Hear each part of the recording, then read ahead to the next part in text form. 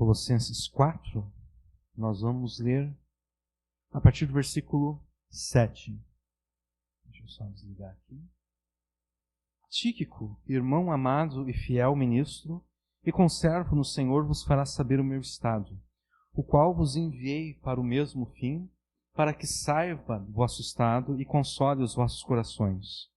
Juntamente com Onésimo, amado e fiel irmão, que é dos vossos, eles os farão saber tudo o que por aqui se passa. Aristarco, que está preso comigo, vos saúda, e Marcos, o sobrinho de Barnabé, acerca do qual já recebestes mandamentos. Se ele for ter convosco, recebei-o. E Jesus chamado justo, os quais são da circuncisão, são estes unicamente os meus cooperadores no reino de Deus, e para mim tem sido consolação.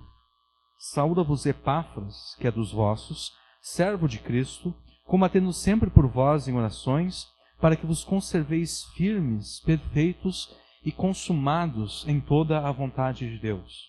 Pois eu lhe dou testemunho de que tem grande zelo por vós, e pelos que estão em Laodiceia, e pelos que estão em Hierápolis. Saúda-vos Lucas, o médico amado, e Demas. Saudai aos irmãos que estão em Laodiceia, e a Ninfa, e a igreja que está em sua casa. E quando essa epístola tiver sido lida entre vós, fazei que também seja lida na igreja dos laodicenses, e a que veio de Laodiceia, lede a vós também. E dizei a Arquipo, atenta para o ministério que recebeste no Senhor, para que o cumpras. Saudação de minha mão, de Paulo. Lembrai-vos das minhas prisões. A graça seja convosco. Amém. Eu quero primeiramente chamar a atenção de vocês para o finalzinho do versículo 12. Para que vos conserveis firmes, perfeitos e consumados em toda a vontade de Deus. Essa expressão, a vontade de Deus, ela é muito usada nas igrejas, né? Sempre se fala acerca da vontade de Deus e sempre se fala acerca da vontade de Deus se cumprindo na vida dos crentes. Então, eu imagino que você quer que a vontade de Deus se cumpra na tua vida. Eu imagino que essa seja a tua vontade.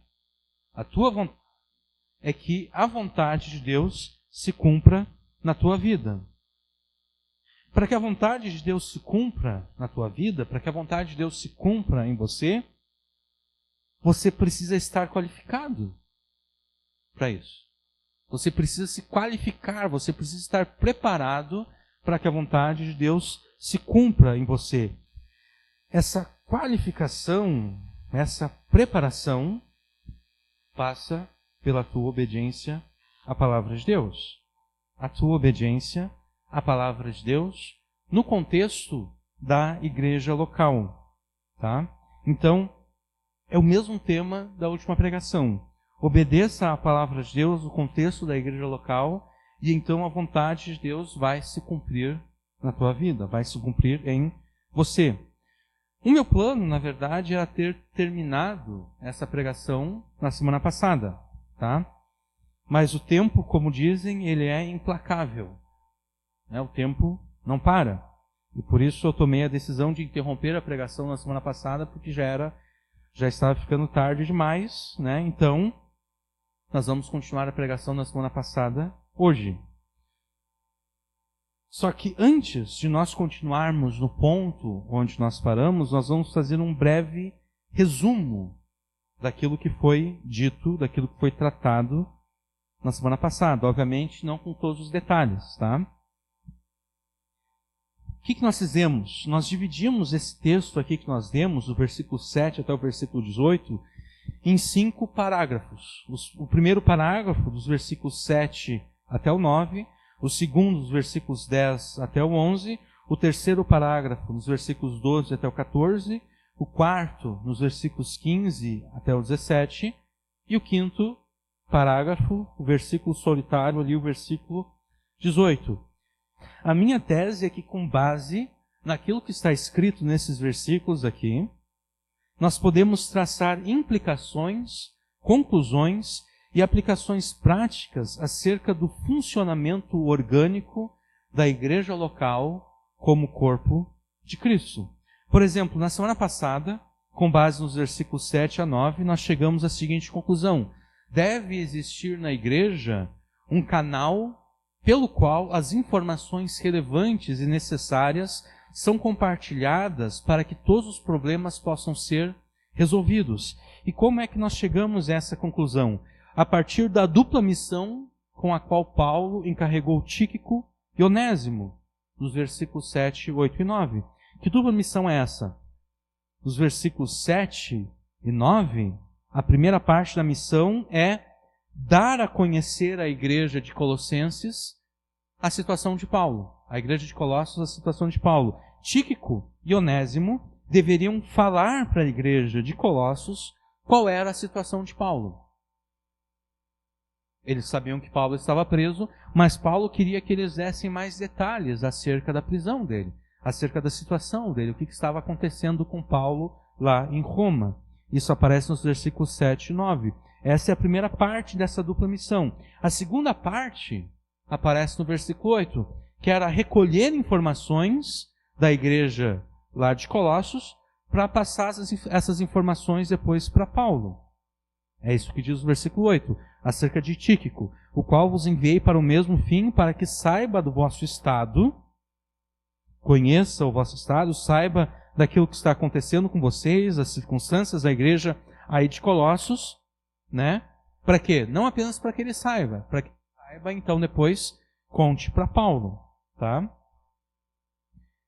Na semana passada, antes de dar destaque a essa dupla missão, nós também averiguamos tudo aquilo que a Escritura, especialmente o Novo Testamento, obviamente, tinha a nos dizer acerca de Tíquico e Onésimo. Nós não vamos fazer isso hoje, tá?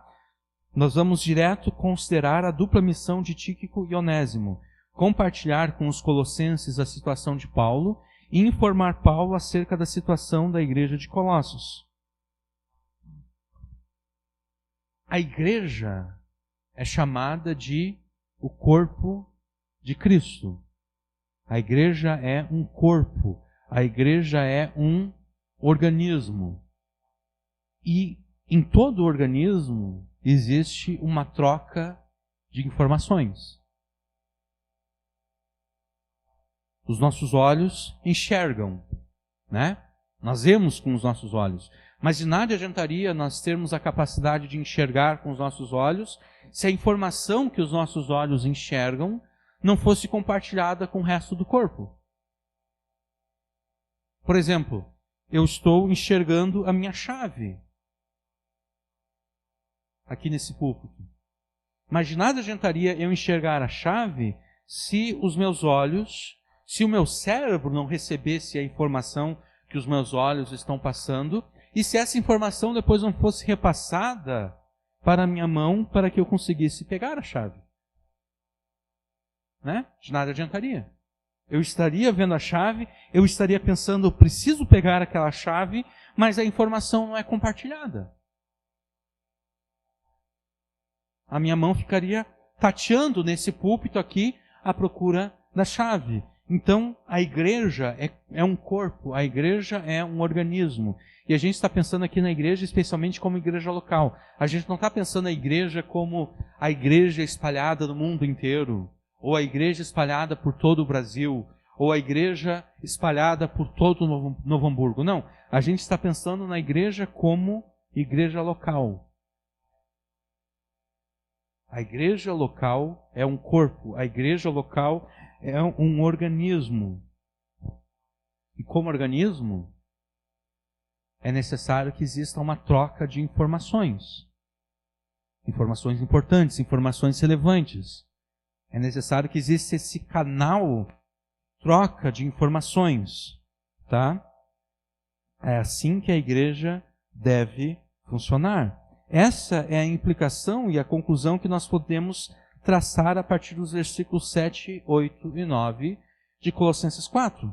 Na igreja local deve existir um canal pelo qual as informações relevantes e necessárias são compartilhadas. Para quê? Para que todos os problemas que existam possam ser resolvidos.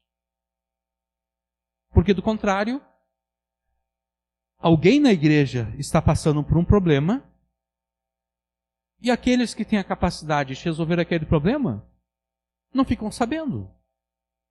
Por quê? Porque não há essa troca de informações. Por algum motivo, a pessoa que está passando pelo problema, ela não fala para ninguém que ela está passando por aquele problema.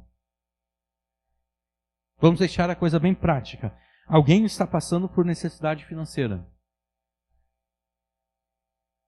A pessoa ela não tem mais dinheiro para comprar nem mesmo comida para sua família.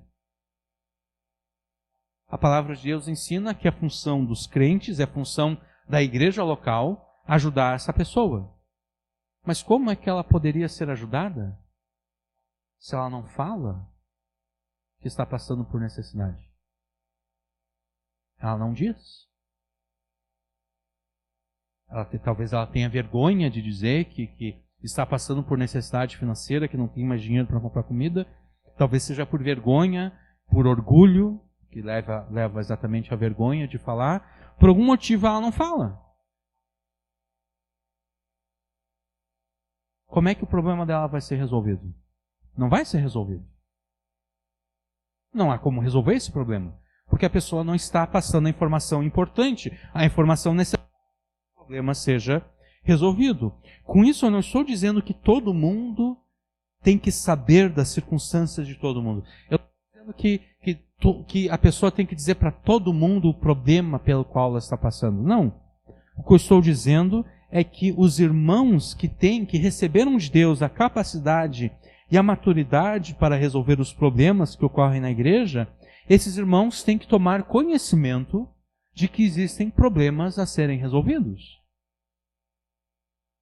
Do contrário, Deus concedeu àquela igreja local pessoas maduras, pessoas capazes para resolverem problemas, e no fim eles não resolvem nenhum problema, não porque não exista problema a ser resolvido, mas porque as pessoas simplesmente não falam dos seus problemas para essas pessoas.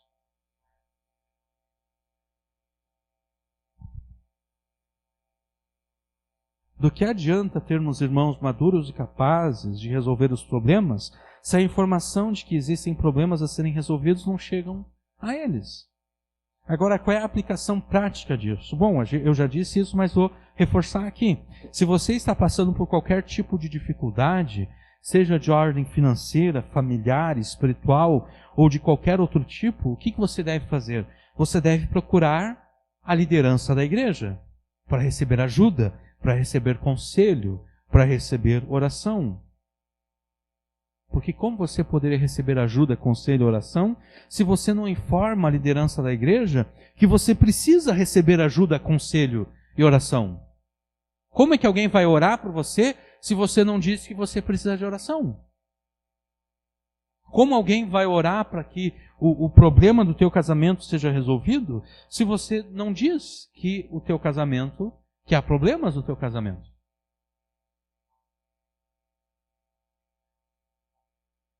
E além de não dizer que não há problemas nos casamentos, as postagens que você faz nas redes sociais dão a entender que o teu casamento está melhor, seria impossível. Né? É essa vergonha de afirmar que existe um problema, é o orgulho de querer demonstrar que tudo está bem, que impede que os teus problemas sejam resolvidos. E por que eu enfatizei aqui a necessidade de procurar a liderança da igreja para pedir ajuda, conselho, oração? Exatamente porque, via de regra, a liderança de uma igreja local é composta exatamente pelas pessoas mais capacitadas e maduras da igreja. Você tem que procurar ajuda e conselho, sim, mas você tem que procurar ajuda e conselho das pessoas que estão capacitadas e têm maturidade suficiente para te ajudar e aconselhar. Porque se você procurar ajuda e conselho de pessoas incapazes e imaturas, o teu problema só vai aumentar. E além de aumentar o teu problema, a vontade de Deus não vai se cumprir na tua vida. Na semana passada nós exploramos com mais profundidade a razão pela qual alguém propositadamente procuraria o conselho de pessoas imaturas e incapazes. Isso nós não vamos fazer hoje porque nós já fizemos na semana passada. Nós estamos aqui apenas resumindo o que foi dito na semana passada. Hoje nós vamos dizer apenas o seguinte: precisando de ajuda, conselho e oração, procure a liderança da igreja. E você vai receber a ajuda e o conselho que estão de acordo com a palavra de Deus. É assim que a vontade vai se cumprir em você. Na igreja local deve existir, e na verdade existe, um canal pelo qual as informações relevantes e necessárias são compartilhadas, para que todos os problemas possam ser resolvidos. E você deve fazer uso desse canal. Porque, de novo, de nada adianta o canal existir se você não faz uso dele. Todo e qualquer problema deve ser resolvido por meio deste canal de informações relevantes e necessárias. Você deve fazer uso desse canal, procurando a liderança da igreja para receber ajuda, conselho, oração, e então você terá a certeza de que a vontade de Deus vai se cumprir na tua vida. Assim nós resumimos a primeira metade da pregação na semana passada. E então nós chegamos no segundo parágrafo, os versículos 10, 11, que da semana passada nós lemos em conjunto com o versículo 14. Tá? Então vamos ler aqui os versículos 10, 11 e o versículo 14 também. Aristarco, que está preso comigo, vos saúda, e Marcos, o sobrinho de Barnabé, acerca do qual já recebestes mandamentos, se ele for ter convosco, recebei-o. E Jesus, chamado Justo, os quais são da circuncisão, são estes unicamente os meus cooperadores do reino de Deus, e para mim tem sido consolação. Aí agora o versículo 14. Saúda-vos Lucas, o médico amado, e Demas. A partir desses três versículos aqui, os versículos 10, 11 e o 14, na semana passada nós chegamos à seguinte conclusão: aquele canal pelo qual as informações relevantes e necessárias são compartilhadas deve ser usado também para recomendar os irmãos que são de confiança e alertar sobre aqueles irmãos que não são de confiança. Porque a igreja local é como todo outro agrupamento de pessoas. Existem pessoas que são de confiança, pessoas nas quais você pode confiar, e existem pessoas nas quais você não pode confiar. Aquele canal de informações deve ser usado para recomendar os irmãos que são dignos de confiança e alertar sobre aqueles que não são dignos de confiança. Como é que nós chegamos a essa conclusão? Bom, nós chegamos a essa conclusão a partir da análise de tudo aquilo que a Escritura tem a nos dizer acerca desses homens citados nos versículos 10, 11 e 14, que são Aristarco, Marcos, Jesus o Justo, Lucas e Demas. Nós não vamos averiguar tudo que a Escritura diz acerca desses homens, porque nós já fizemos isso na semana passada. Nós estamos aqui apenas resumindo, tá? Para os propósitos deste resumo e dessa pregação, basta dizer que Paulo tem coisas positivas a dizer aos colossenses acerca de cada um desses homens. Paulo tem coisas positivas a dizer aos colossenses acerca de cada um desses homens, recomendando esses homens à igreja de Colossos, com a única exceção de Demas, no versículo 14. Paulo diz coisas positivas acerca de todos eles, menos de Demas. Esse Demas aqui é o mesmo Demas acerca do qual Paulo diz a Timóteo o seguinte: procura vir ter comigo depressa, porque Demas me desamparou, amando o presente século, e foi para a Tessalônica. Isso é 2 Timóteo 4,10. Demas, no final das contas, no final da história, ele se desviou. Ele amou o presente século, ele abandonou Paulo, ele abandonou Jesus. como nós costumamos dizer, Demas se desviou. Demas tornou-se um crente desviado. Nos versículos 10 e 11, Paulo está recomendando à igreja de Colossos, irmãos e ministros do Evangelho, que são de confiança. Só que na metade final do versículo 14, Paulo cita Demas, sem dizer nada de positivo acerca dele. O mesmo Demas que depois viria a se mostrar alguém em quem não se podia confiar. Talvez Paulo já estivesse observando em Demas algumas atitudes que levaram Paulo a desconfiar da integridade de Demas. Talvez seja por isso que, contrariando o seu costume de sempre falar algo positivo acerca dos seus amigos, Paulo não encontrou nada de positivo para falar acerca de Demas. Considerando então que pouco tempo depois, Paulo, escrevendo a Timóteo, diria a Timóteo que Demas não era mais alguém em quem se podia confiar, nós chegamos à conclusão que o mesmo deve ocorrer na igreja local. Aquele canal pelo qual as informações relevantes necessárias são compartilhadas deve ser usado também para recomendar os irmãos que são de confiança e alertar sobre aqueles que não são. Agora, qual é a aplicação prática disso? A aplicação prática disso é a seguinte: se você sabe que um irmão não é digno de confiança, você deve alertar isso à liderança da igreja.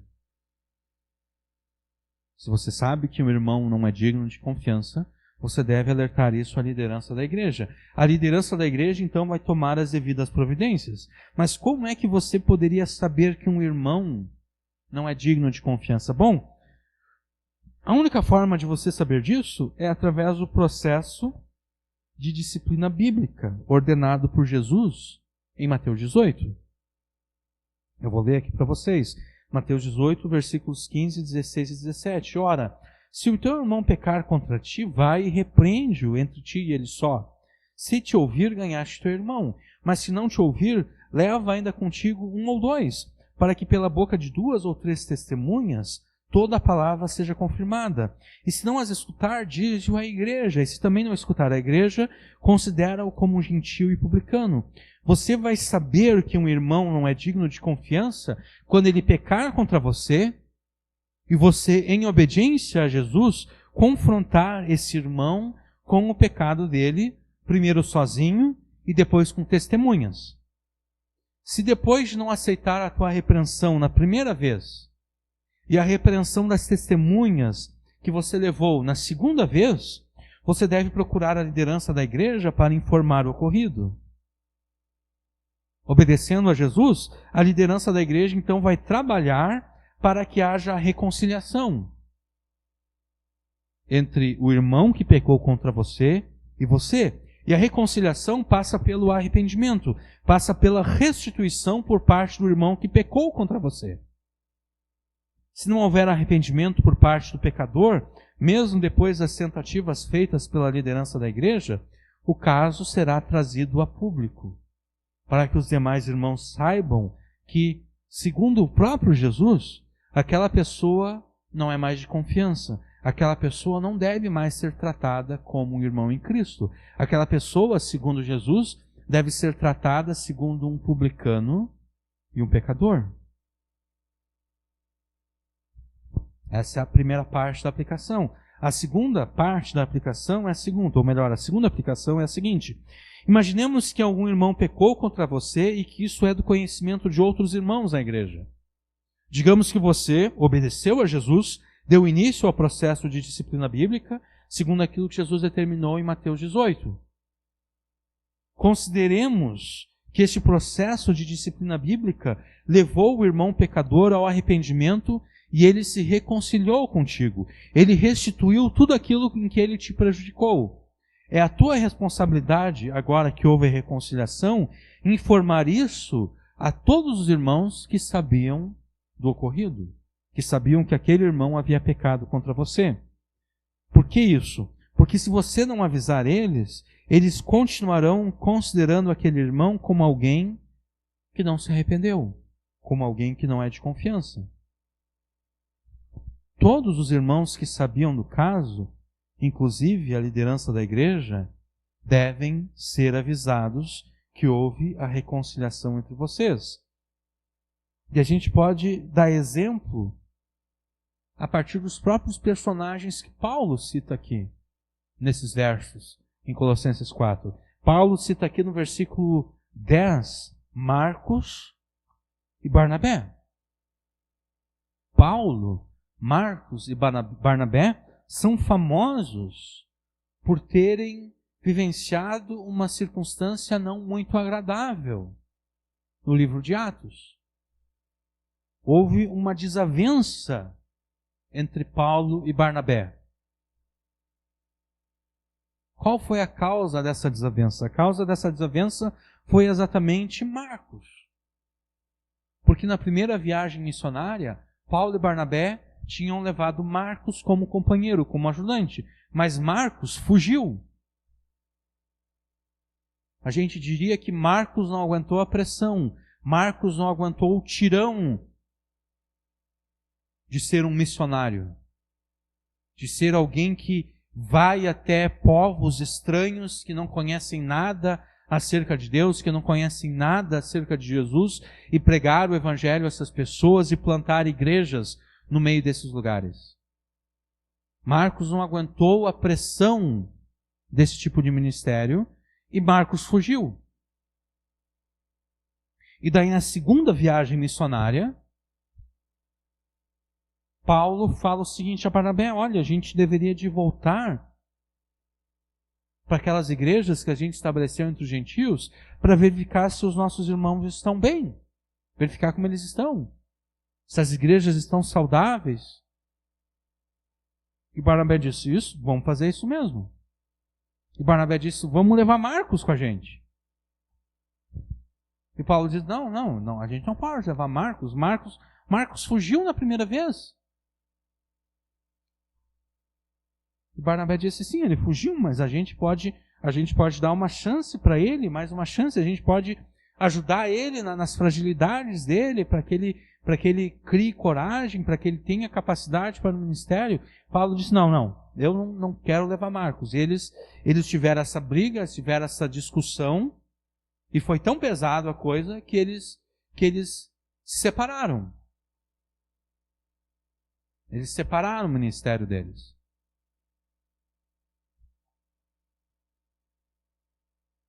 E certamente os colossenses sabiam disso. Os colossenses sabiam que Paulo e Barnabé seguiram caminhos ministeriais diferentes exatamente por causa da atitude covarde de Marcos. E, no entanto, Paulo aqui dá a conhecer aos colossenses que aquela discórdia com Barnabé e com Marcos havia sido resolvida. Paulo não tinha mais nenhum problema com Marcos e com Barnabé.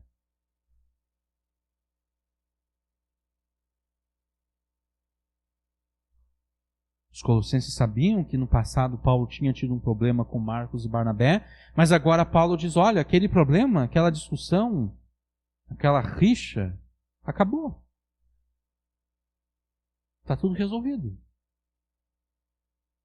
Paulo dá a conhecer que aquela discórdia, tanto com Barnabé quanto com Marcos, no passado tinha sido resolvida, tinha sido sanada. Ou seja, Marcos deveria ser recebido pela igreja de Colossos como um ministro do evangelho fiel e de confiança. Paulo está dizendo: vocês podem confiar em Marcos.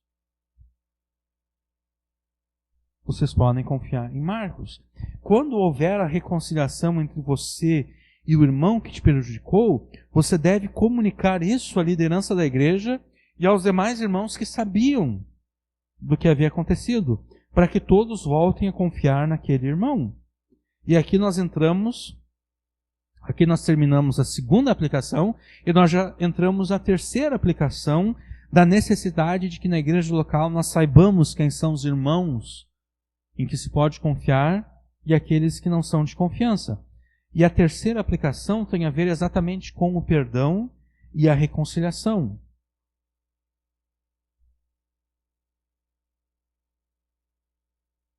Nós vamos tratar disso. Eu vou repetir praticamente tudo aquilo que eu falei na semana passada, exatamente porque eu percebo que muitos têm dúvidas acerca desse assunto. Algumas semanas atrás, um irmão, uma irmã, me procurou uma conversa e ela disse que ela estava se esforçando para perdoar alguém que havia ofendido ela. Ela estava se esforçando para perdoar, mas ela não tinha certeza que de fato tinha conseguido perdoar, porque ela ainda se lembrava das ofensas recebidas. Além disso, essa pessoa, ela me relatou que em conversas com outras pessoas, outros crentes, esses crentes disseram para ela, que se ela ainda se lembrava, que se ela não tinha se esquecido das ofensas recebidas, era porque ela não havia perdoado. Na semana passada nós exploramos as razões porque muitas vezes, erradamente, nós condicionamos o perdão ao esquecimento do mal e das ofensas recebidas. Na semana passada nós mostramos que isso não tem nada a ver, tá? Para os propósitos dessa pregação, nós vamos dizer o seguinte: uma coisa não tem nada a ver com a outra. Perdoar não é esquecer. O sinal de que você perdoou alguém não é que você esqueceu o mal que aquela pessoa fez, não é porque você esqueceu que aquela pessoa te ofendeu. Não, isso não tem nada a ver. Quando Deus ordena que você perdoe aqueles que te fizeram mal, Deus não está exigindo que você esqueça o mal ou a ofensa recebidas, porque isso é simplesmente impossível. Quando Deus ordena que você perdoe aqueles que te fizeram mal, Deus está sim exigindo que você pague o mal recebido, a ofensa recebida, com o bem. Você recebeu o mal, mas você deve retribuir o mal com o bem. Isso é perdoar. Perdoar não é esquecer. Perdoar é pagar o mal recebido com o bem. A pessoa te fez o mal, você faz o bem. Isso Paulo escreveu aos Romanos. Eu vou ler aqui para vocês Romanos 12, 14, e daí depois do 17 até o 21. Abençoai aos que vos perseguem, abençoai e não amaldiçoeis. A ninguém torneis mal por mal, procurai as coisas honestas perante todos os homens. Se for possível, quando estiver em vós, tende paz com todos os homens. Não vos vingueis a vós mesmos, amados, mas dai lugar à ira, porque está escrito: minha é a vingança, eu recompensarei, diz o Senhor. Portanto, se o teu inimigo tiver fome, dá-lhe de comer. Se tiver sede, dá-lhe de beber, porque fazendo isso, amontoarás brasas de fogo sobre a tua cabeça.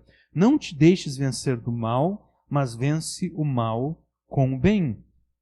Perdoar significa que, assim como Deus não te trata como você merece ser tratado pelos pecados que você cometeu, você também não vai tratar os que te fizeram mal como eles merecem ser tratados.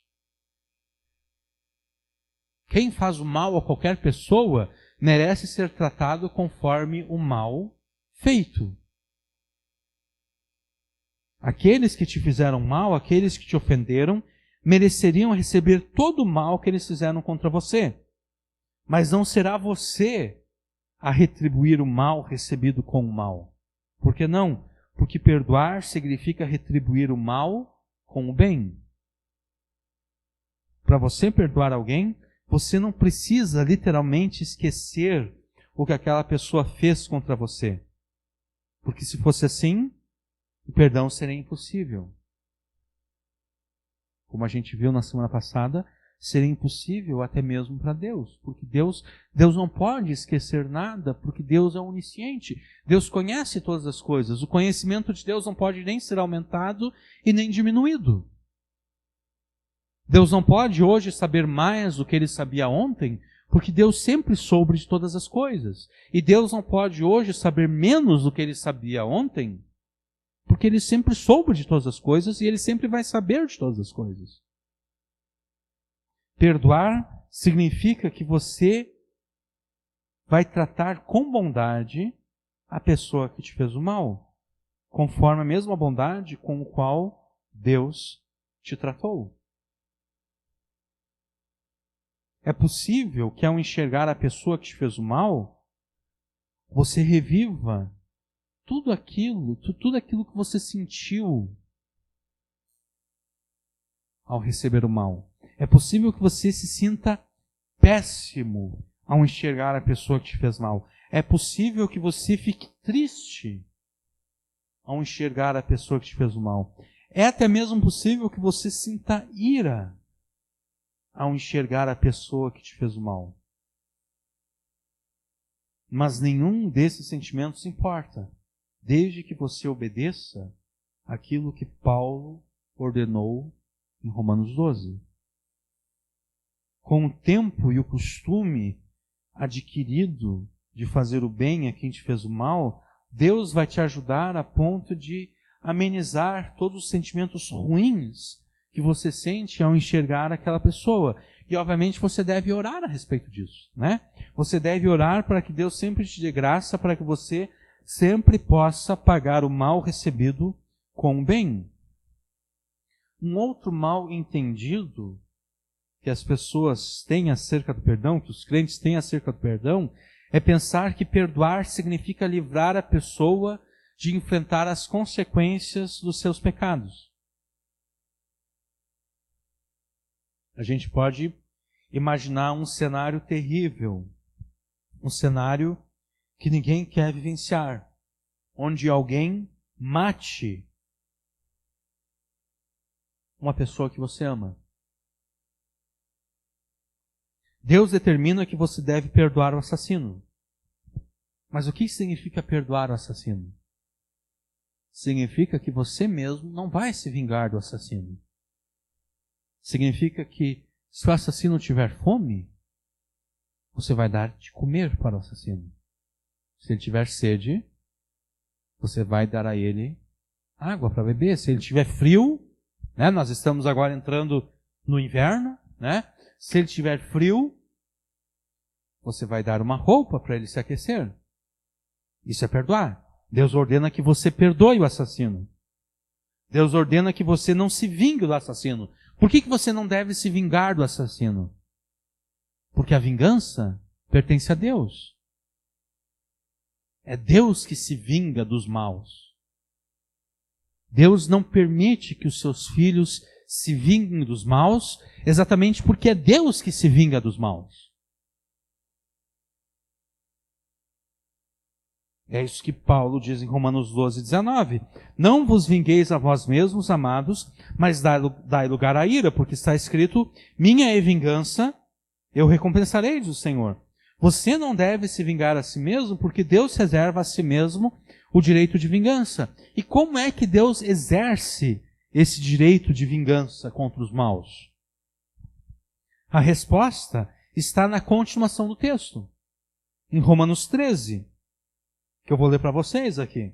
Toda alma esteja sujeita às potestades superiores, porque não há potestade, não há autoridade que não venha de Deus. E as potestades, as autoridades que há foram ordenadas por Deus. Por isso, quem resiste à autoridade, resiste à ordenação de Deus. E os que resistem trarão sobre si mesmos a condenação. Porque os magistrados, as autoridades humanas, não são um terror para as boas obras, mas para as más. Queres tu, pois, não temer a autoridade? Faze o bem e traz louvor dela, porque ela, a autoridade, o magistrado, é ministro de Deus para o teu bem. Mas se fizeres o mal, aí sim, teme, pois não traz a autoridade, o magistrado, ele não traz sem razão a espada, porque ele é ministro de Deus e vingador para castigar o que faz o mal. Quando Paulo diz em Romanos 12, 19, minha é a vingança, eu recompensarei, essa vingança é exercida por quem? Pelas autoridades humanas que o próprio Deus estabeleceu. Eles são aqueles que exercem a vingança de Deus.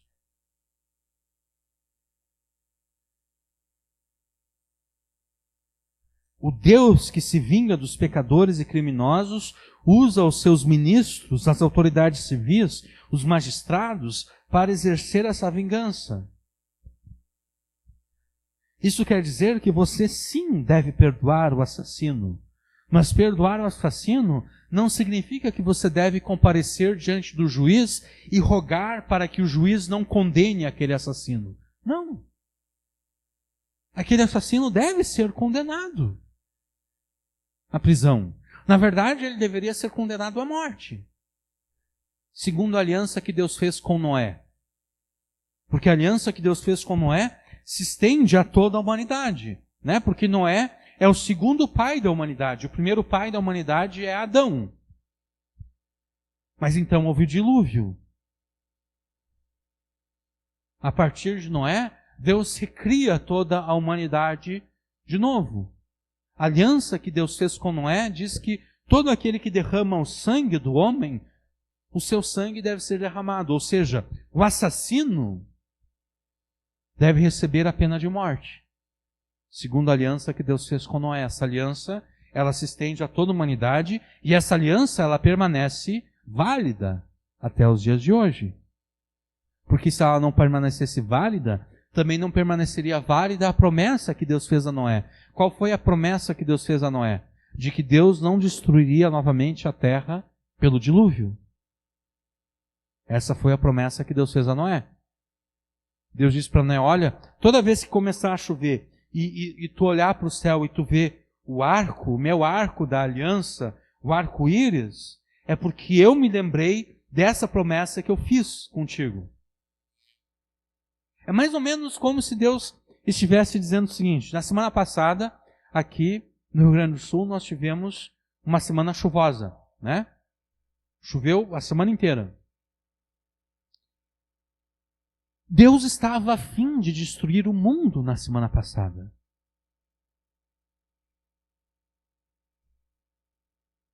Aquela chuva, na semana passada, era um novo dilúvio. Por causa de todo o mal, de todo o pecado, de todos os crimes que são cometidos no mundo inteiro. Mas em algum lugar do mundo, apareceu o arco-íris. E Deus viu o arco-íris e Deus se lembrou da aliança que ele fez com Noé. Que ele não destruiria mais o mundo pelo dilúvio.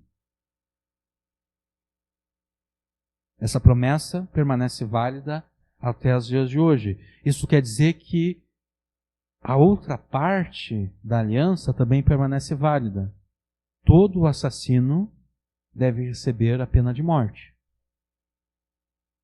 Então, você deve perdoar o assassino, significando que você deve fazer o bem para o assassino. Mas não é tua responsabilidade livrar o assassino das consequências do crime que ele cometeu. Deus não pede que você vá até o juiz e diga: Senhor juiz, eu perdoei o assassino do meu filho, então eu peço que o Senhor não condene ele. Não. Se você fizer isso, você está indo contra Deus. Porque Deus estabeleceu aquele juiz ali exatamente para condenar aqueles que fazem o mal, para exercer a vingança de Deus contra os assassinos.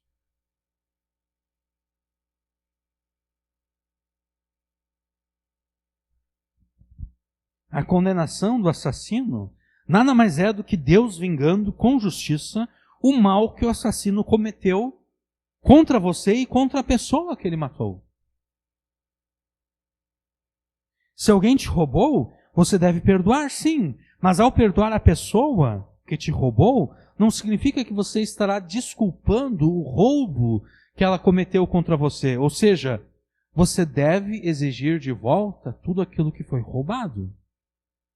Quando você perdoa o ladrão, você não está dizendo para o ladrão: olha, nem precisa me devolver aquilo que você me tomou, aquilo que você tirou de mim. Não. O perdão significa que você não vai se vingar do ladrão. Mas o ladrão, se ele realmente está arrependido, ele vai devolver aquilo que ele roubou. E na verdade o cristão deve exigir de volta aquilo que foi roubado. Por quê? Porque o cristão é aquele que foi chamado por Deus para chamar todos ao arrependimento. até mesmo o ladrão que o prejudicou. O cristão é aquele que prega arrependimento a todos, inclusive para o ladrão que o roubou. Ou seja, eu vou pregar o arrependimento para o ladrão que me roubou. E qual é o sinal de que o ladrão de fato se arrependeu? É devolver aquilo, ele devolver aquilo que ele roubou. Então o cristão, para o bem do ladrão, ele deve exigir que o ladrão devolva tudo aquilo que foi roubado. Se eu desculpo o ladrão, se eu digo, não, tá desculpado, nem precisa. Eu não estou sendo fiel a Jesus. Eu não estou pregando o evangelho de forma correta. Eu estou dizendo que a pessoa não precisa se arrepender dos seus pecados. Eu estou dizendo que a pessoa não precisa desfazer todo o mal que ela fez. A pregação do evangelho exige de mim que eu exija do ladrão que me roubou tudo aquilo que ele tirou de mim.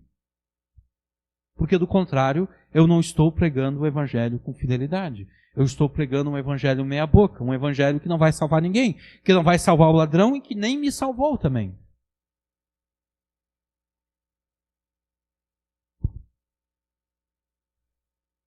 Resumindo então, perdoar não é esquecer.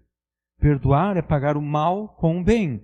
Perdoar não significa livrar as pessoas das consequências justas dos seus atos pecaminosos e criminosos. Perdoar significa que você não fará o mal à pessoa, mas a pessoa terá que arcar com as consequências dos seus pecados e crimes. Em adição a tudo isso, eu recomendo que você escute novamente a pregação que nós fizemos em Colossenses 3,15, cujo título é O 7º passo para vencer o pecado, : seja um pacificador semelhante a Cristo. Isso encerra a terceira aplicação da necessidade de que na igreja local saibamos quem são os irmãos em que se pode confiar, aqueles que não são de confiança. Até agora, tudo que nós falamos aqui é apenas um resumo daquilo que foi dito na última pregação, embora o Espírito Santo tenha acrescentado aqui algumas coisas que eu não falei na semana passada. Tá? A partir de agora nós vamos ver um material inédito, um material que não foi abordado na semana passada. Nós chegamos no 3º parágrafo do texto, versículos 12 e 13, tá? No qual Paulo destaca não apenas a saudação de Epáfras, Paulo destaca também o cuidado e o empenho pastoral excepcional de Epáfras a favor dos colossenses. Então vamos ver aqui Colossenses 4, versículos 12 e 13. Saúda-vos Epáfras, que é dos vossos, servo de Cristo, combatendo sempre por vós em orações, para que vos conserveis firmes e perfeitos e consumados em toda a vontade de Deus. Pois eu lhe dou testemunho de que tem grande zelo por vós e pelos que estão em Laodiceia e pelos que estão em Hierápolis.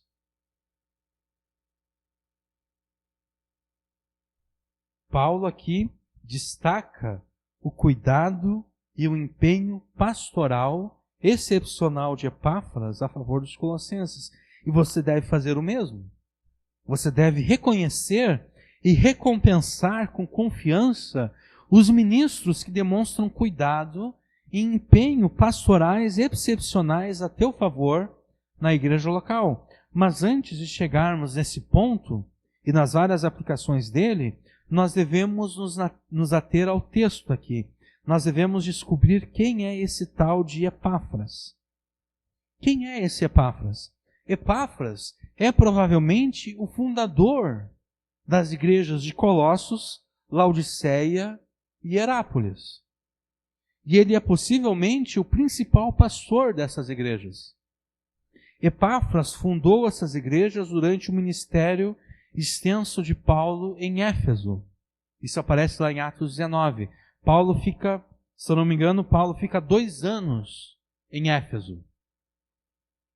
E durante esse ministério de Paulo, por 2 anos em Éfeso, muitas pessoas iam até Paulo e aprendiam com Paulo, porque Paulo estava ensinando na escola de Tirano, que era um cidadão da cidade de Éfeso, um crente, provavelmente. Paulo alugava a escola de Tirano para então lá ensinar, e as pessoas, a partir de Éfeso, iam para a região ali, para as cidades vizinhas, e começaram a pregar nessas cidades vizinhas. E um desses era Epáfras. Epáfras chegou na cidade de Colossos, pregou e fundou a igreja de Colossos. Paulo foi um pouco mais adiante, chegou na cidade de Laodiceia, pregou e fundou a igreja de Laodiceia. E também na cidade de Hierápolis, ele pregou lá, e ele fundou também a igreja na cidade de Hierápolis. A primeira menção de Paulo, ou melhor, a primeira menção que o texto bíblico faz a Epáfras ocorre em Colossenses, capítulo 1. A gente pode abrir aqui, é só voltar uma página na Bíblia, né? Colossenses, capítulo 1, versículos 3 até o 8, tá? Colossenses 1, versículos 3 até o 8. Essa é a primeira menção do texto bíblico a Epáfras. Graças damos ao Deus e Pai de nosso Senhor Jesus Cristo, orando sempre por vós, porquanto ouvimos de quem? De Epáfras, tá? Epáfras que contou para Paulo. Porquanto ouvimos a vossa fé em Cristo Jesus e do amor que tendes para com todos os santos, por causa da esperança que vos está reservada nos céus, da qual já antes ouvistes pela palavra da verdade do Evangelho, que já chegou a vós, como também está em todo o mundo e já vai frutificando, como também entre vós, desde o dia em que o ouvistes e conhecestes a graça de Deus em verdade. Como aprendestes de Epáfras, como aprendestes de Epáfras, nosso amado conservo, que para vós é um fiel ministro de Cristo, o qual nos declarou também o vosso amor no Espírito. Epáfras era para a igreja de Colossos um fiel ministro de Cristo. E foi Epáfras que declarou para Paulo e para Timóteo acerca do amor que os colossenses manifestavam no Espírito Santo. Tá? Então Epáfras era o fundador da igreja de Colossos, de Laodiceia e de Hierápolis. Epáfras era provavelmente o principal pastor dessas igrejas. E Epáfras era aquele que comunicou para Paulo acerca da situação da igreja de Colossos. A segunda menção a Epáfras ocorre exatamente onde nós estávamos antes, em Colossenses 4, versículos 12 e 13, que a gente não vai ler agora, tá? E a terceira e última menção a Epáfras ocorre em Filemão 1:23, que eu vou ler para vocês aqui. Saúdam-te, Epáfras, meu companheiro de prisão por Cristo Jesus.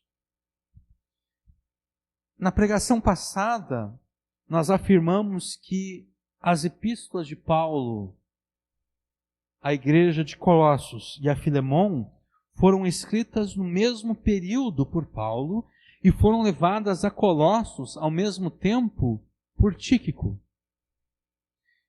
Em Colossenses 4:10, Aristarco é destacado por Paulo como o seu companheiro de prisão.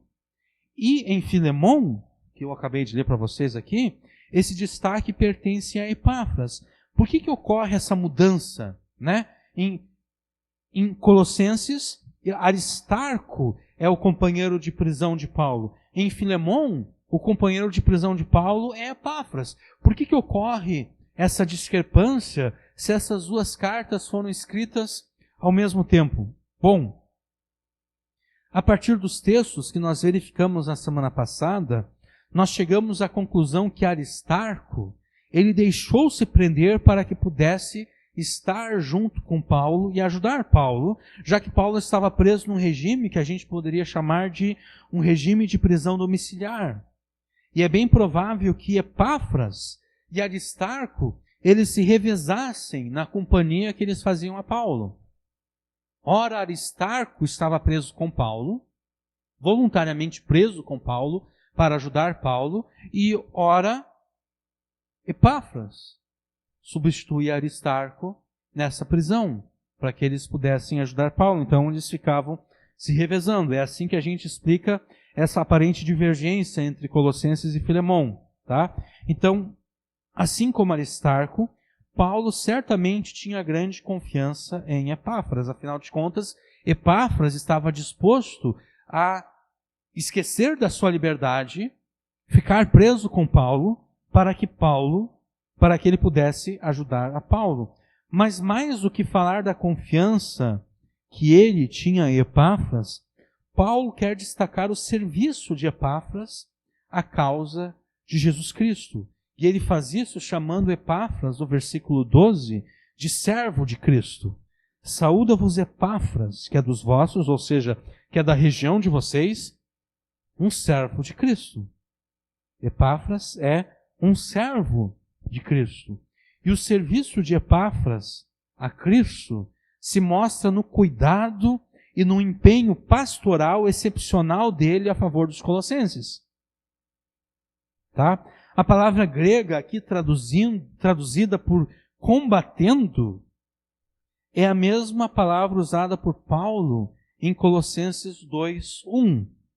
Paulo, em Colossenses 2:1, diz o seguinte: porque quero que saibais quão grande combate tenho por vós, e pelos que são em Laodiceia, e por quantos não viram o meu rosto em carne. É a mesma palavra no grego aqui. Versículo 12. Saúda-vos Epáfras, que é dos vossos, servo de Cristo, combatendo. Tá? É a mesma palavra. Essa palavra aqui é o verbo grego agonizomai. Agonizomai. De onde nós temos o verbo português agonizar. O que é agonizar?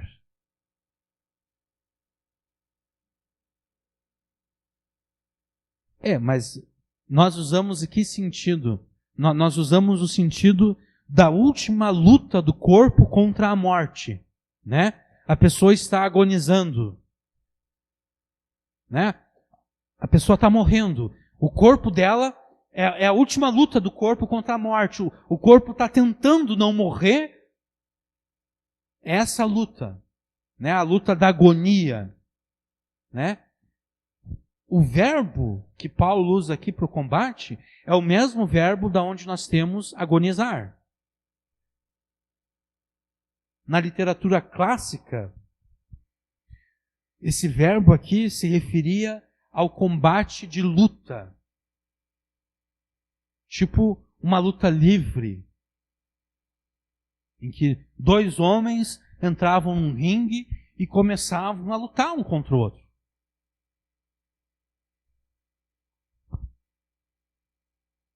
Uma luta de vida ou morte. Você já lutou em oração como se estivesse numa batalha de vida ou morte? Provavelmente não. Provavelmente às vezes que você orou, você não orou como se estivesse numa luta de vida ou morte. Você orou, você até orou intensamente. Mas você não orou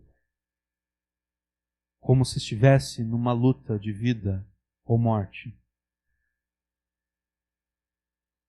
Era como uma batalha de vida ou morte que Paulo descreveu a sua oração em Colossenses 2:1, e era como uma luta de vida ou morte que Paulo descreveu a oração de Epáfras a favor dos colossenses. Saúda-vos Epáfras, que é dos vossos, da região de vocês, servo de Cristo, combatendo sempre por vós em orações. A batalha de vida ou morte de Epáfras, empreendida por meio da oração a favor dos colossenses, tinha um objetivo. O objetivo era que os colossenses fossem conservados firmes, perfeitos e plenamente convictos da vontade de Deus. Vontade de Deus aqui a gente poderia interpretar como o padrão estabelecido pela vontade de Deus. A vontade de Deus estabelece padrões morais que devem ser obedecidos. O objetivo da batalha de vida ou morte, empreendido ou empreendida por Epáfras por meio da oração, era para que os colossenses fossem conservados firmes, perfeitos e plenamente convictos do padrão estabelecido pela vontade de Deus. E tal batalha de oração de Epáfras não passou desapercebido por Paulo. Por isso, Paulo fez questão de testemunhar aos colossenses do grande cuidado pastoral que Epáfras tinha por eles, pelos de Laodiceia e pelos de Herápolis. Paulo queria que os colossenses reconhecessem e recompensassem com confiança a Epáfras, pois ele demonstrava cuidado e empenho pastoral excepcional a favor deles. O cuidado e empenho pastoral de Epáfras a favor das igrejas por ele fundadas é o mesmo cuidado e empenho que todo pastor tem, que todo verdadeiro pastor tem.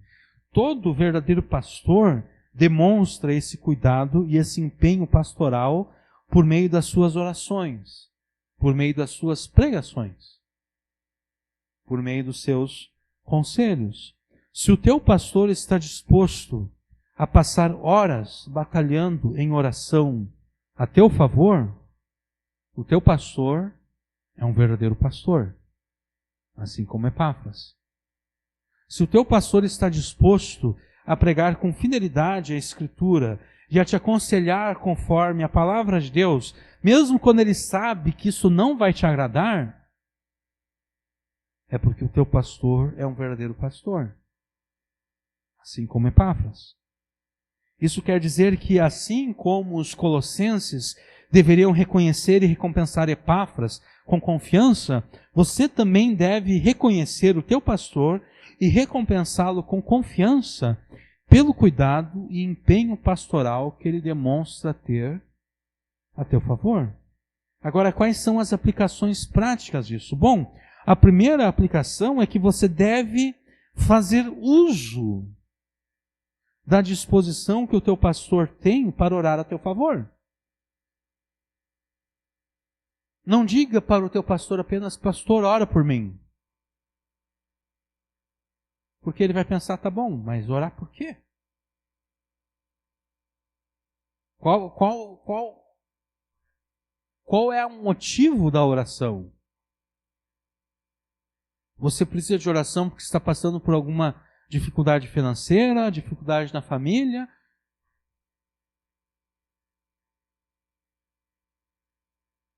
Não apenas peça uma oração genérica ao teu pastor, porque uma oração genérica, ela vai ter efeitos genéricos.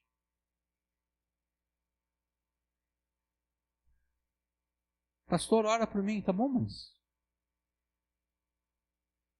qual é o problema? Está doente?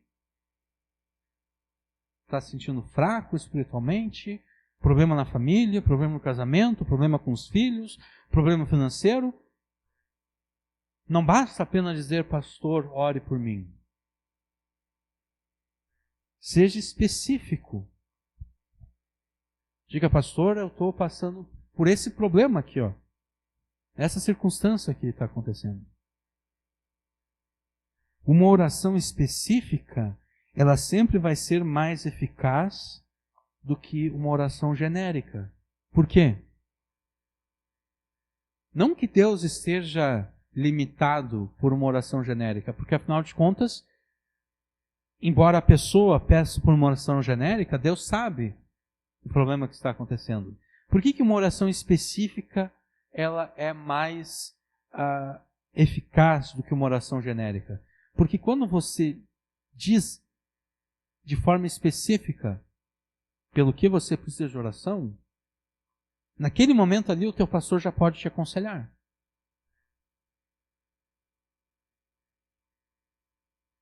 Você vai dizer: olha, pastor, eu estou com um problema com os meus filhos, está acontecendo isso, isso, isso. Além de orar pela circunstância, o teu pastor já pode te aconselhar. O teu pastor já pode dar passos práticos que você pode tomar para ir resolvendo o problema. Não que ele não vai orar por você, ele vai orar. Mas ele já vai te dar passos práticos para que você dê início à resolução do problema. Então de nada adianta dizer: pastor, ora por mim. Não, diga o motivo pelo qual eu devo orar. Essa é a primeira aplicação. A segunda aplicação é que você deve estar presente nos cultos. Por que você deve estar presente nos cultos? Bom, em primeiro lugar, porque é a tua obrigação cultuar a Deus. Né? Se você não está presente nos cultos, você está cultuando a quem, então? Se não é a Deus, se não é a Jesus que você está cultuando, a quem você está cultuando? Tá? Então, em primeiro lugar, você deve estar presente nos cultos, porque essa é a tua obrigação. Em segundo lugar, porque de nada adianta ter um pastor que prega com fidelidade a palavra de Deus, se você não está presente para ouvir a pregação que ele faz à palavra de Deus, essa pregação fiel, né? Qual é o benefício que você tem do teu pastor pregar com fidelidade a palavra de Deus e você está em qualquer outro lugar? Deus te deu um pastor que prega a palavra de Deus com fidelidade, mas você não está lá para ouvir. Qual é o benefício? Nenhum.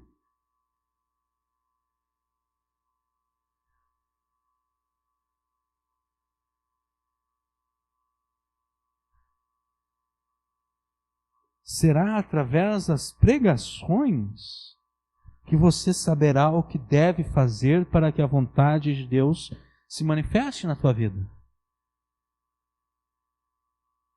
Eu quero que a vontade de Deus se cumpra em mim.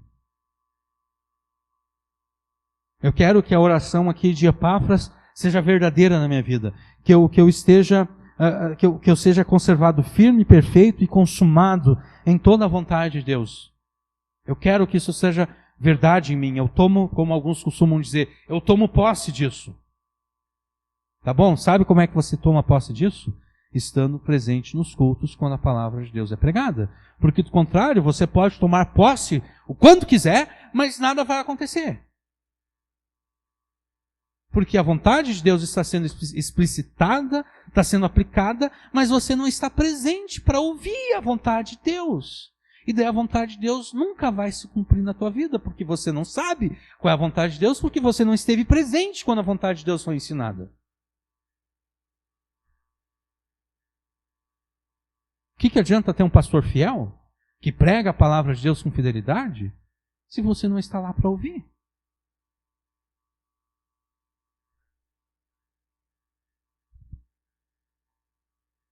Aquilo que você precisava ouvir da palavra de Deus, aquilo que resolveria todos os seus problemas, talvez esteja sendo pregado exatamente nos cultos nos quais você está ausente.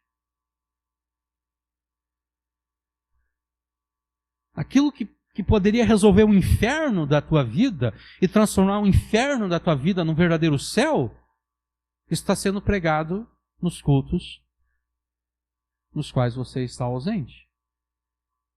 Nos quais você pensou, não, eu não vou cultuar a Deus hoje. Hoje eu vou cultuar qualquer outra coisa. Hoje eu vou cultuar o futebol. Hoje eu vou cultuar o meu familiar. Hoje eu vou cultuar qualquer outra coisa, menos Deus, menos Jesus. Bom, aquilo que resolveu o teu problema, aquilo que resolveu o teu casamento, você vai ficar sem ouvir.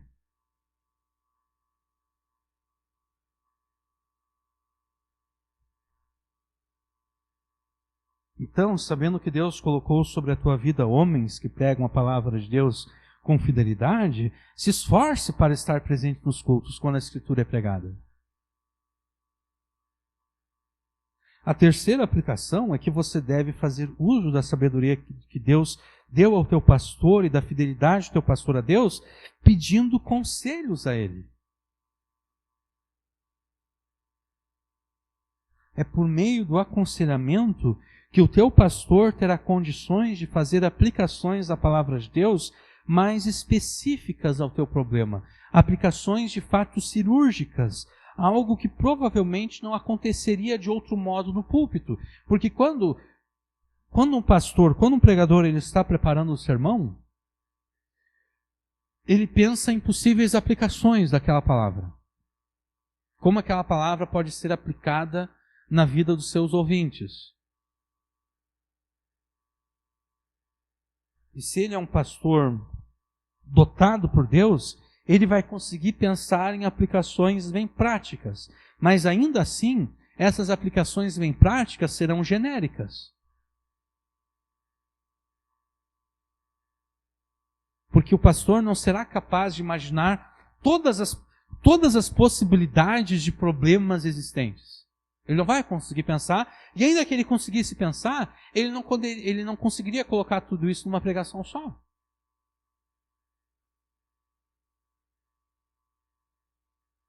Então ele vai falar de casamento, ele vai pensar em alguns problemas que podem acontecer no casamento e ele vai tratar disso na pregação. Só que ele não vai conseguir tratar de todos os problemas que de fato podem acontecer no casamento.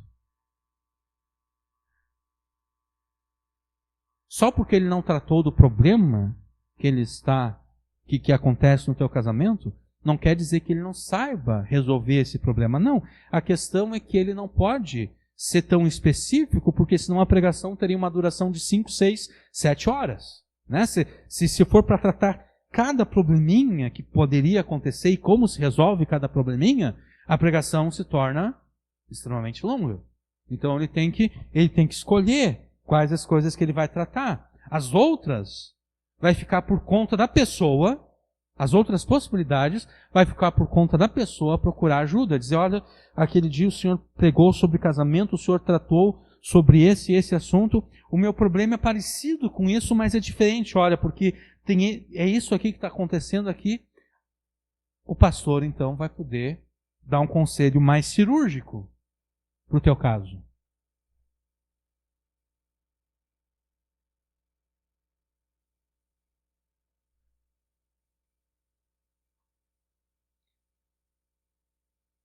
É necessário que você se aconselhe com o teu pastor. E de novo, no aconselhamento você deve ser específico. Da mesma forma que ao pedir oração você deve ser específico, ao se aconselhar, você também deve ser específico. Não basta dizer, eu estou com um problema no casamento, eu estou com um problema nos filhos. Não. Existem inúmeros problemas no casamento, que podem ocorrer no casamento. Existem inúmeros problemas que podem acontecer com os filhos. Você deve ser capaz de perder a vergonha e dizer exatamente o que está acontecendo.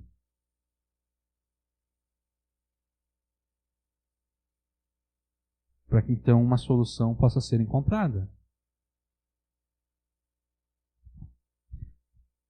A quarta aplicação é que, ao procurar o teu pastor para pedir dele oração, aconselhamento e para ouvir as pregações que ele faz, você estará incentivando o teu pastor a ser cada vez mais fiel ao ministério para o qual Deus o chamou, além de facilitar o ministério dele a você,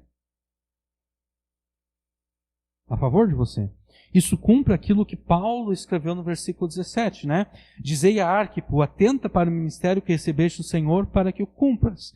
Arquipo provavelmente é filho de Filemon, porque Arquipo aparece sendo citado junto com Filemon na carta que Paulo escreveu a Filemon. Arquipo, então, provavelmente é filho de Filemon e ele recebeu o ministério. Só que por alguma razão ele não estava querendo cumprir esse ministério.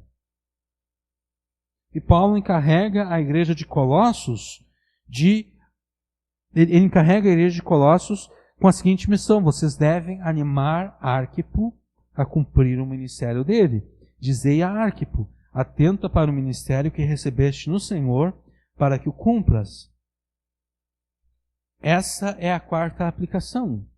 Ao procurar o teu pastor para pedir dele oração, aconselhamento e para ouvir as pregações que ele faz, você estará incentivando o teu pastor a ser cada vez mais fiel ao ministério para o qual Deus o chamou. Além de facilitar o ministério dele a teu favor. Essa é a quarta aplicação. A quinta aplicação é que vocês devem saber como trocar de igreja. Antes de trocar de igreja, na verdade, você deve responder por que quer trocar de igreja. Muitos crentes trocam de igreja como quem troca de roupa. Eu conheço crentes que estão numa igreja, daqui a pouco tu ouve que eles já estão em outra igreja. Daqui a pouco eles já estão em outra igreja. E daqui a pouco eles já estão em outra igreja. E daqui a pouco eles já estão em outra igreja de novo. Esses crentes, eles trocam de igreja como quem troca de roupa. E os motivos para essa troca são os mais variados. Alguns trocam de igreja por causa do estilo de louvor. Outros trocam de igreja por causa do número de atividades que a igreja oferece. Ou seja, o quanto aquela igreja consegue entreter as pessoas. O entretenimento que aquela igreja oferece. O número de atividades que aquela igreja oferece. Outros trocam de igreja pelo status. O status de pertencer a essa igreja ou aquela igreja. Outros ainda trocam de igreja pelo número de pessoas que congregam naquela igreja. Essa igreja aqui congrega poucas pessoas, naquela outra lá congrega 500, naquela outra lá congregam 1000 pessoas, eu vou para a igreja que tem mais pessoas. Outros ainda trocam de igreja fugindo da disciplina bíblica, como nós vimos antes em Mateus 12. A pessoa pecou e de agora ela está sendo confrontada com o seu pecado e ela pensa, quer saber? Eu não preciso disso. Eu não preciso me arrepender do meu pecado. Eu não preciso ser confrontado com o meu pecado. Eu vou trocar de igreja. Eu vou para uma outra igreja onde ninguém saiba o pecado que eu cometi, onde ninguém vai cobrar que eu me arrependa do pecado que eu cometi.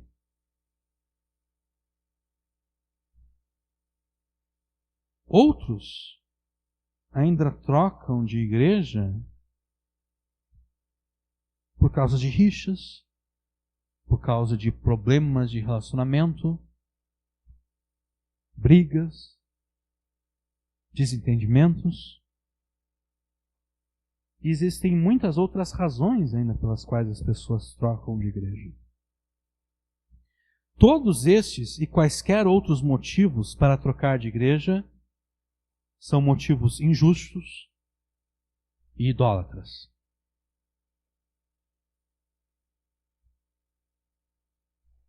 Eu vou repetir aqui de novo. Alguns trocam de igreja por causa do estilo de louvor, o número de atividades que a igreja oferece, ou seja, o quanto aquela igreja consegue entreter. Outros trocam de igreja por causa do status de pertencer a essa ou aquela igreja. Outros trocam por causa do número de pessoas que frequentam aquela igreja. Outros trocam de igreja fugindo da disciplina bíblica. Outros ainda trocam de igreja por causa de rixas, problemas de relacionamento e assim por diante. Todos estes e quaisquer outros motivos para trocar de igreja são motivos injustos e são motivos idólatras. Por que eles são idólatras? Porque nenhum deles tem a ver com Deus. Você não está trocando de igreja por causa de Deus. Você está trocando de igreja por causa de você mesmo e por causa das coisas pequenas que você considera importantes. Esses motivos, eles não têm a ver com Deus. Eles têm a ver como você responde ao estilo de louvor da igreja. Tem a ver a como você responde ao número de atividades que aquela igreja oferece. Tem a ver como você responde a como aquela igreja consegue te entreter ou não. Tem a ver a como você responde ao número de pessoas que lá congregam. Tem a ver com a forma como você responde ao status que você tem ao fazer parte de determinada igreja. Nada disso tem a ver com Deus. Tudo isso tem a ver com você. E essas coisinhas pequenas que você considera importantes. Isso é idolatria. Você não está fazendo por causa de Deus. Você está fazendo por causa dessas coisas. Você está fazendo por causa de você mesmo. Isso é idolatria.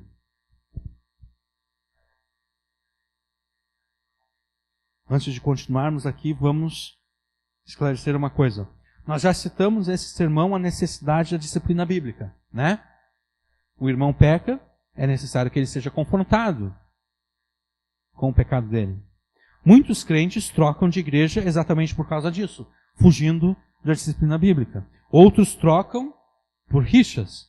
Houve o desentendimento.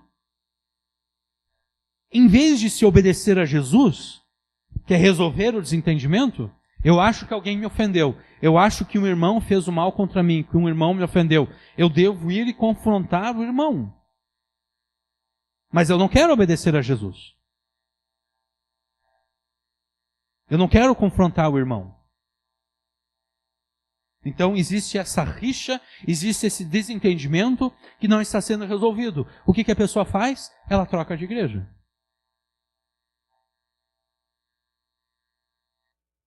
Nesses dois casos, a solução não é trocar de igreja.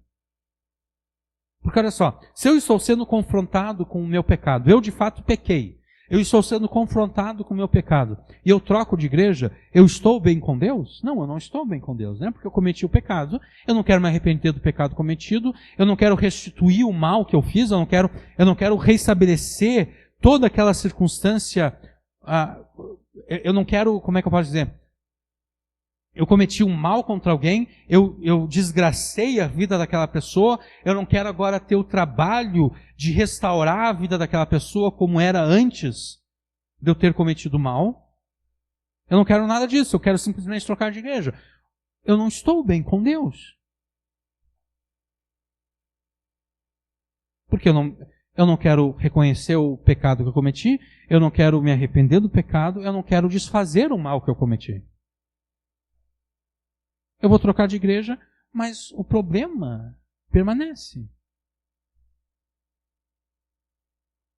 Então, trocar de igreja, fugindo da disciplina bíblica, nunca é a solução. Qual é a solução? A solução é, se eu cometi o pecado, se eu fiz o mal para o irmão, e eu estou sendo confrontado com o mal, com o pecado que eu cometi, eu devo reconhecer, eu devo me arrepender, eu devo restaurar tudo aquilo que pode ser restaurado.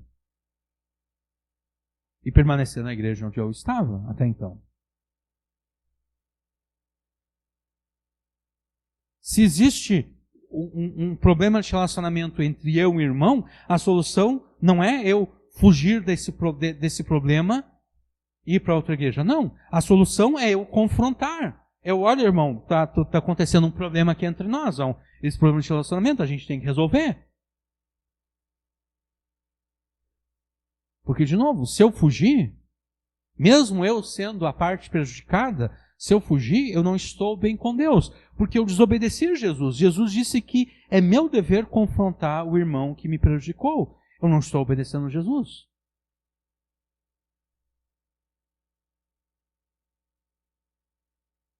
Você sabe qual é o único motivo justo para trocar de igreja? O único motivo justo para você trocar de igreja, na verdade existe dois, né? Um é se a pessoa, né? A pessoa mora aqui no Rio Grande do Sul, ela se muda para outro estado. Bom, ela não pode continuar congregando aqui conosco, né? Obviamente, ela não vai, não tem condições, né? Mas esquecendo isso, tá? Esquecendo a questão da pessoa se mudar de um lugar para o outro. Qual é o único motivo justo para se trocar de igreja?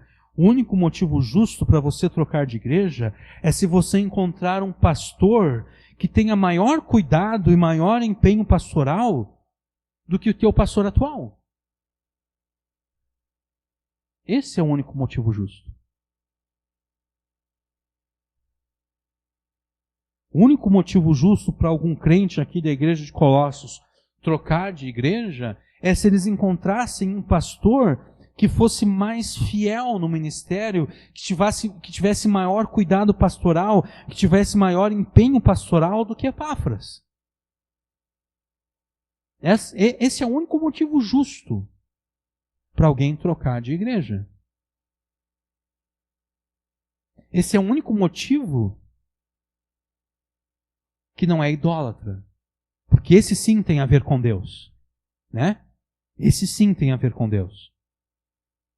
Naquela igreja lá, o pastor é mais fiel do que o pastor da minha igreja. Naquela igreja lá, o pastor tem mais cuidado pastoral do que o meu pastor aqui na igreja onde eu estou agora.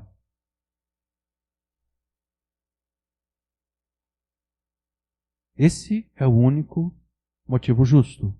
Esse é o único motivo que de fato glorifica a Deus, que de fato não é idólatra.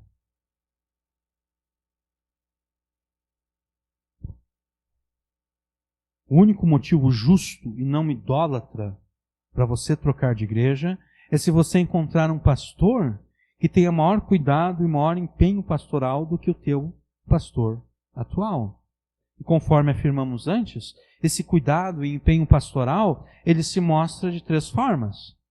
No empenho dele em orar por você, no empenho dele em pregar a você a palavra de Deus na sua totalidade e na sua suficiência, e na capacidade dele em te aconselhar conforme a mesma palavra de Deus. Qualquer outra motivação para trocar de igreja não passa de idolatria. Trocar de igreja por causa do estilo de louvor é idolatria. Trocar de igreja porque aquela igreja oferece mais atividades, mais reuniões, é idolatria. Trocar de igreja porque eu me sinto mais entretido naquela igreja, exatamente por causa do maior número de atividades que aquela igreja apresenta, é idolatria. Trocar de igreja porque pertencer àquela igreja, as pessoas que pertencem àquela igreja têm um status mais elevado, é idolatria. Trocar de igreja porque naquela igreja tem mais gente, é idolatria.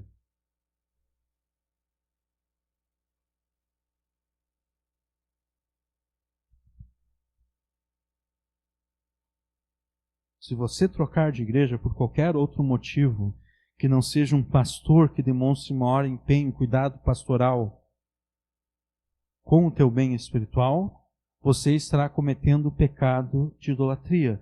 Porque você não estará trocando de igreja por causa de Deus. Você estará, sim, trocando a igreja por causa de si mesmo. E por causa dessas coisinhas que você considera serem importantes, que na verdade não tem nenhuma importância espiritual diante de Deus. E caso você encontre um pastor mais fiel e que demonstre maior empenho no ministério e quiser trocar de igreja, você tem o dever de comunicar isso ao teu pastor em conversa franca e aberta. Não é correto você simplesmente começar a faltar aos cultos sem explicar o que está acontecendo. É necessário que você comunique isso ao teu pastor para que, em primeiro lugar, ele verifique se você, de fato, está avaliando corretamente o pastor da igreja para a qual você deseja ir, porque, de repente, você está avaliando errado aquele pastor. É necessário que você comunique isso ao pastor, em segundo lugar, para que a liderança da tua igreja, a igreja atual, na qual você está e da qual você quer sair, para que a igreja atual, a liderança dessa igreja, não tenha uma má impressão acerca de você, pensando que você está se desviando de Jesus. Que você está desistindo da fé. Em terceiro lugar, é necessário que você comunique isso para que o teu pastor atual escreva uma carta de recomendação à nova igreja. É necessário que o teu pastor escreva uma carta de recomendação ao teu novo pastor. Qualquer igreja que não faça questão, que não exija daqueles que estão chegando uma carta de recomendação da igreja de onde esses crentes procedem, qualquer igreja assim não é digna de confiança. Por quê? Porque um pastor sério e fiel, ele sempre vai querer saber em qual estado espiritual aquela pessoa está chegando na sua igreja. Né? Ele quer saber qual o estado espiritual daquela pessoa, qual o estado espiritual daquele crente. Por que isso? Porque, como nós dissemos antes, Muitos crentes trocam de igreja exatamente porque eles aprontaram na igreja antiga e agora eles estão fugindo da disciplina bíblica ordenada por Jesus em Mateus 18.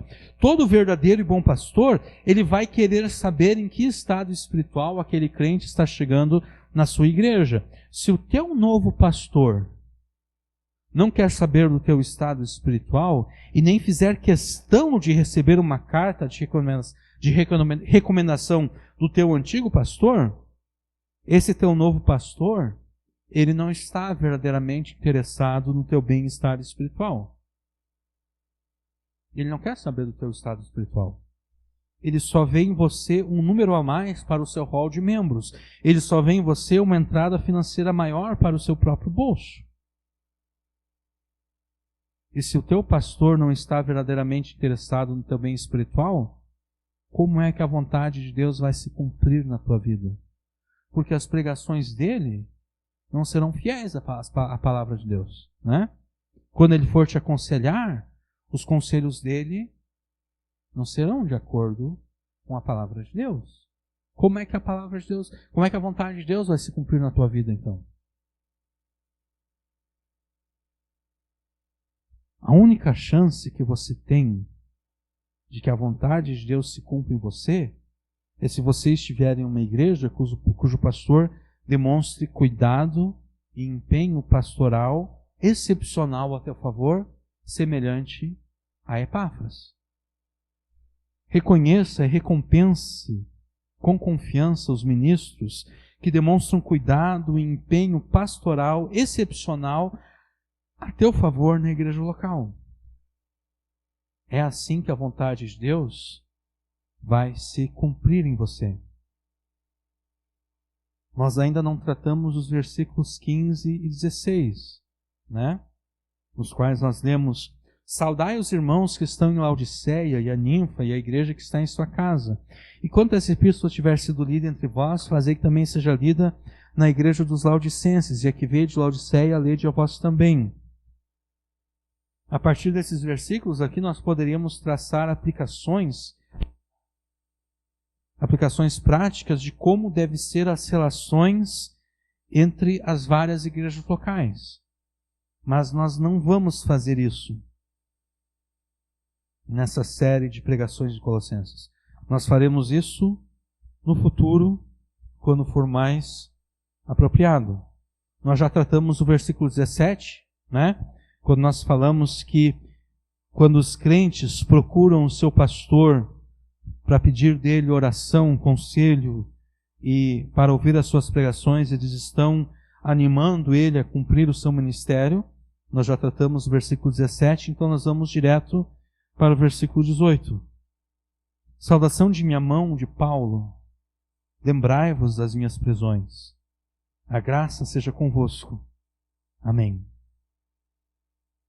Paulo se despede dos colossenses pedindo que eles se lembrem das suas algemas, que eles se lembrem de que ele está preso, e então invocando a graça de Deus sobre eles. Você deve reconhecer e recompensar com confiança os ministros que demonstram cuidado e empenho pastoral excepcional a teu favor na igreja. E Paulo era um desses ministros. E ele estava preso exatamente por causa do seu cuidado e do seu empenho pastoral excepcional a favor dos crentes gentios. Mas para Paulo a prisão dele era algo menor. Desde que ele tivesse certeza de que as igrejas pelas quais ele era responsável obedecessem a palavra de Deus. Porque é apenas através da obediência à palavra de Deus que a vontade de Deus pode se cumprir na vida dos crentes. E eu imagino que é isso que você quer, né? Eu imagino que você quer que a vontade de Deus se cumpra em você. Então, obedeça à palavra de Deus no contexto da igreja local. E então a vontade de Deus vai se cumprir em você. Se necessário, Escute essas últimas 2 pregações que nós fizemos em Colossenses e obedeça a tudo aquilo que o Espírito Santo te ordenou por meio da palavra dele nessas pregações. Ouça por meio dessas pregações a voz do Espírito Santo ordenando que você se qualifique, que você se prepare para que a vontade de Deus se cumpra em você. Obedeça a palavra de Deus no contexto da igreja local e então a vontade de Deus se cumprirá em você. Amém.